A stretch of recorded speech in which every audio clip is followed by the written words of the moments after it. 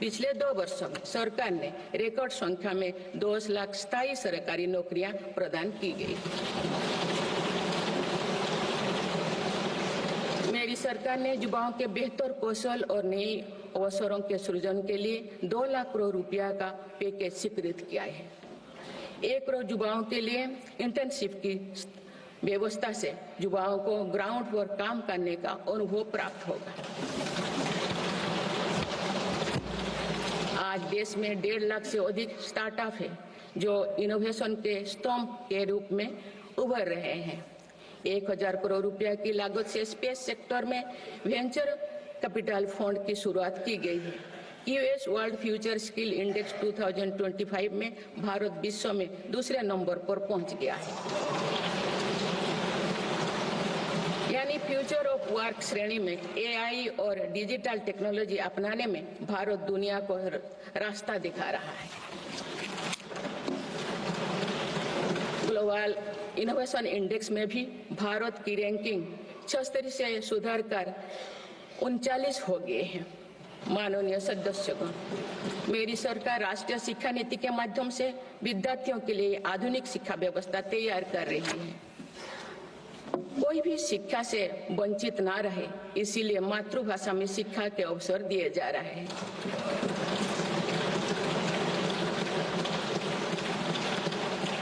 विभिन्न भर्ती परीक्षाएं 13 भारतीय भाषाएं में आयोजित कर भाषा संबंधी बाधाओं को भी दूर किया गया है।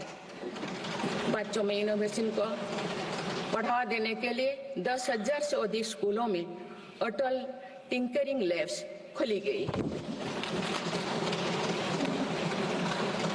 ईज ऑफ डूइंग रिसर्च के लिए हाल ही में 1 नेशन 1 सब्सक्रिप्शन स्कीम लागू कर दिया है। इससे अंतर्राष्ट्रीय शोध की सामग्री निःशुल्क उपलब्ध हो सकेगी। पिछले 1 दशक में उच्च शिक्षण संस्थाओं की संख्या बढ़ी है। इनकी गुणवत्ता में भी व्यापक सुधार हुआ है। यूएस विश्व यूनिवर्सिटी एशिया रैंकिंग में हमारे 163 विश्वविद्यालय शामिल हुई है। नालंदा विश्वविद्यालय के नए कैंपस का शुभारंभ कर शिक्षा में भारत का पुराना गौरव वापस लाया गया है। वो दिन भी दूर नहीं जो भारत में निर्मित गगनयान में एक भारतीय नागरिक अंतरिक्ष में जाएगा। कुछ दिन पहले स्पेस डॉकिंग में सफलता ने भारत के अपने स्पेस स्टेशन का मार्ग और आसान कर दिया गया। कुछ दिन पहले इसरो ने अपना 100वां लॉन्च करते हुए सैटेलाइट के सफलतापूर्वक स्थापित किए। मैं इस उपलब्धि के लिए भी इसरो को और सभी देशवासियों को बधाई देती हूँ। माननीय सदस्यगण, मेरी सरकार ने देश में विश्व स्तरीय स्पोर्ट्स वातावरण बनाने की दिशा में खोले खेलो India scheme, target Olympic podium scheme यानी स्टॉप्स राष्ट्रीय स्पोर्ट्स यूनिवर्सिटी स्थापित करके देश को आगे कदम बढ़ाए हैं।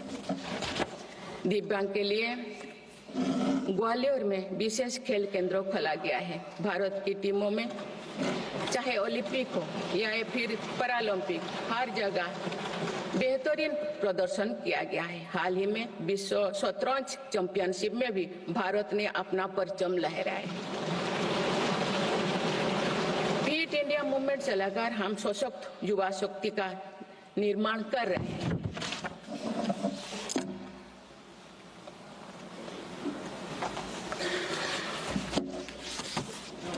माननीय सदस्यगण, विकसित भारत के निर्माण में किसान, जवान और विज्ञान के साथ ही अनुसंधान का बहुत बड़ा महत्व है। हमारा लक्ष्य भारत को ग्लोबल इनोवेशन पावर हाउस बनाना है। देश के शिक्षण संस्थानों में अनुसंधान को बढ़ावा देने के लिए 50,000 करोड़ रुपया की लागत से अनुसंधान नेशनल रिसर्च फाउंडेशन स्थापित किया गया है। 10,000 करोड़ रुपया के लागत से विज्ञान धारा योजना के तहत विज्ञान एवं प्रौद्योगिकी में इनोवेशन को बढ़ावा दिया जा रहा है। आर्टिफिशियल इंटेलिजेंस के क्षेत्र में भारत के योगदान को आगे बढ़ाते हुए इंडिया एआई मिशन प्रारंभ किया गया है। राष्ट्रीय क्वांटम मिशन से भारत इस फ्रंटियर टेक्नोलॉजी में दुनिया के अग्रणी देशों की पंक्ति में स्थान बना सकेगा। मेरी सरकार देश में बायो मैन्युफैक्चरिंग को बढ़ावा देने के उद्देश्य से बायो ई-ट्री पॉलिसी लाई है। ये पॉलिसी भविष्य की औद्योगिक क्रांति का सूत्रधार होगा। बायो इकोनॉमी का उद्देश्य प्राकृतिक संसाधनों का कुशल उपयोग करना है, जिससे पर्यावरण को संरक्षित करते हुए रोजगार के नए अवसर पैदा होगा। माननीय सदस्यगण, मेरी सरकार ने अर्थव्यवस्था को पॉलिसी पैरालिसिस जैसे परिस्थितियों से उबरने के लिए मजबूत इच्छा शक्ति के साथ काम किया है। कोविड और उसके बाद के हालात एवं युद्ध जैसी वैश्विक चिंताओं के बावजूद भारतीय अर्थव्यवस्था ने जो स्थायित्व एवं रेजिलियंस दिखाया है, वो उसके सशक्त होने का प्रमाण है। मेरी सरकार ने ईज ऑफ डूइंग बिजनेस को बढ़ावा देने के लिए कई महत्वपूर्ण कदम उठाए हैं। वन नेशन वन टैक्स की भावना के तहत जीएसटी को व्यवस्था लागू की गई है, जिसका फायदा सभी राज्यों को मिल रहा है। मेक इन इंडिया जैसी नीतियों के कारण आप बड़े ग्लोबल ब्रांड को प्रोडक्ट पर भी मेड इन इंडिया के लेवल्स देखने लगे हैं। माननीय सदस्यगण, भारत के छोटे व्यापारी गांव से लेकर शहरों तक हर जगह आर्थिक प्रगति को गति देते हैं। मेरी सरकार छोटे उद्यमियों को अर्थव्यवस्था की रीढ़ मानते हुए उन्हें स्वरोजगार के नए अवसर दे रही है। एमएसएमई के लिए क्रेडिट गारंटी स्कीम और ई कॉमर्स एक्सपोर्ट हब्स सभी प्रकार के उद्योगों को बढ़ावा दे रही है। तीसरी कार्यकाल में मेरी सरकार द्वारा मुद्रा ऋण की सीमा को 10 लाख रुपया से बढ़ाकर 20 लाख रुपया करने का लाभ करोड़ों छोटे उद्यमियों को हुआ। मेरी सरकार ने क्रेडिट एक्सेस को आसान बनाया है। इससे वित्तीय सेवाओं की लोकतांत्रिक बनाया जा सका है। आज लोन, क्रेडिट कार्ड, बीमा जैसे प्रोडक्ट सबके लिए आसानी से सुलभ हो रही है। दशकों तो हमारे देश के रेहड़ी फैक्ट्री पर दुकान लगाकर आजीविका चलाने वाले भाई बहन बैंकिंग व्यवस्था से बाहर रहे। आज उन्हें पीएम स्वनिधि योजना का लाभ मिल रहा है। डिजिटल ट्रांजैक्शन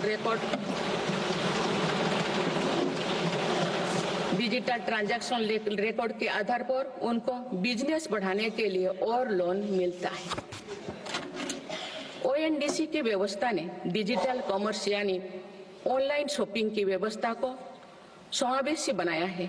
आज देश में छोटे बिजनेस को भी आगे बढ़ाने का समान अवसर मिल रहा है। माननीय सदस्यगण, मेरी सरकार ने 10 वर्षों में प्रगति के जो नए अध्याय लिखे हैं, उनमें से एक स्वर्णिम सोपान भारत को डिजिटल क्रांति का भी है। आज भारत टेक्नोलॉजी के फील्ड में एक प्रमुख ग्लोबल प्लेयर के रूप में अपनी उपस्थिति दर्ज करवा रहा है। दुनिया के बड़े देशों के साथ ही भारत में 5G सर्विसेज की शुरुआत इसका एक बड़ा उदाहरण है। भारत की यूपीआई टेक्नोलॉजी की सफलता से दुनिया के कई विकसित देश भी प्रभावित हैं। आज 50% से ज्यादा real time digital transaction Bharat में हो रहा है।